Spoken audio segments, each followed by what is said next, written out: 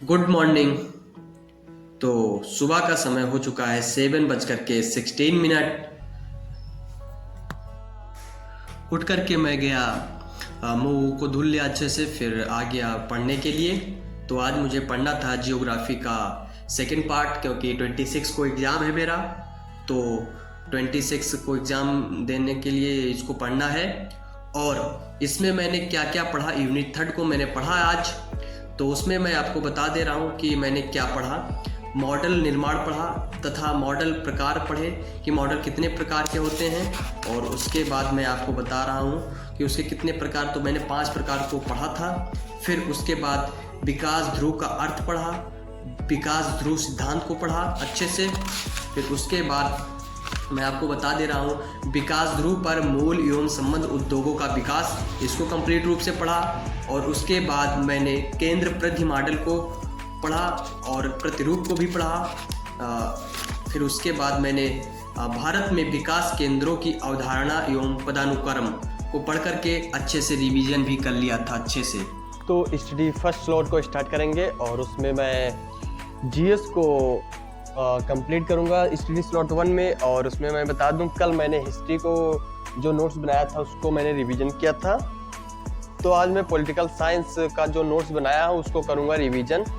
तो मैं आपको दिखा दे रहा हूं कि मैंने बनाया है पॉलिटी का नोट्स, तो उसको करते हैं रिवीजन।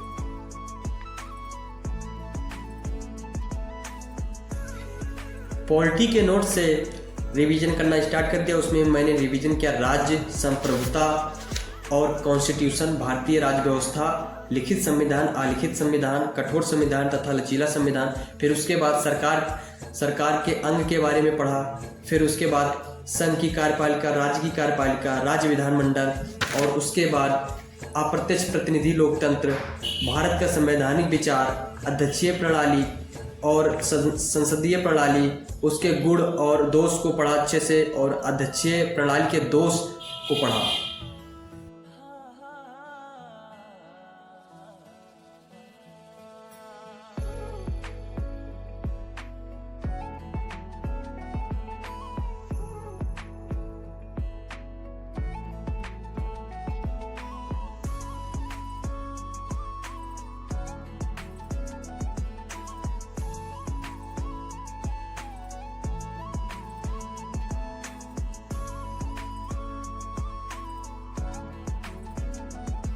यदि आप लोगों को वीडियो अच्छी लगती हो तो प्लीज़ इस चैनल को सब्सक्राइब करें और वीडियो को ज़रूर शेयर करें।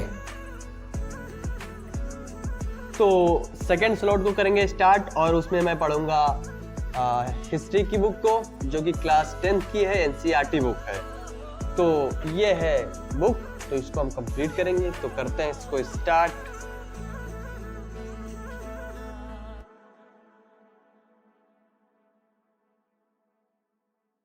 हिस्ट्री के बुक से मैंने यूरोप में राष्ट्रवाद का उदय, निरंकुशवाद, यूटोपिया और जनमत संग्रह, फ्रांसीसी क्रांति और राष्ट्र का विचार।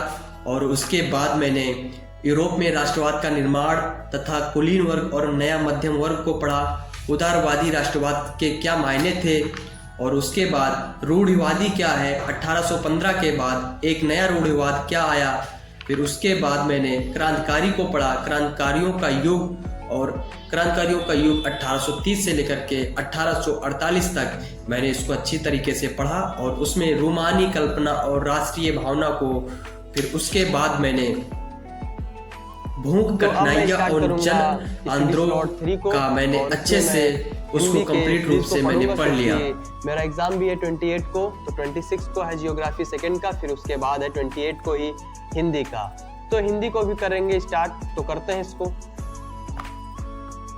तो हिंदी की सीरीज से मुझे यूनिट 1 को रिवीजन करना था। तो फर्स्ट यूनिट से मैंने आधुनिक काल की परिस्थिति के बारे में पढ़ा और उसमें उसके सामाजिक व्यवस्था, राजनीतिक, आर्थिक, सांस्कृतिक, धार्मिक दशा को मैंने पढ़ा। प्रमुख प्रवृत्तियां और विशेषताओं को अच्छे से पढ़ा। और उसके बाद भारतीय युग को पढ़ा और उसमें सामाजिक और राजनीतिक पृष्ठभूमि क्या थी। तथा उसके बाद मैंने उसके पार्ट्स को पढ़ा, श्रृंगारता, प्रकृति चित्रण, हास्य व्यंग, फिर उसके बाद प्रतिनिधित्व कवि और उनका काव्य जैसे प्रताप नारायण मिश्र जी को पढ़ा, और उसमें बद्रीनाथ नारायण चौधरी मेघनघ को पढ़ा। फिर उसके बाद द्विवेदी युग की प्रमुख प्रवृत्तियों एवं परिभाषाओं को पढ़ा।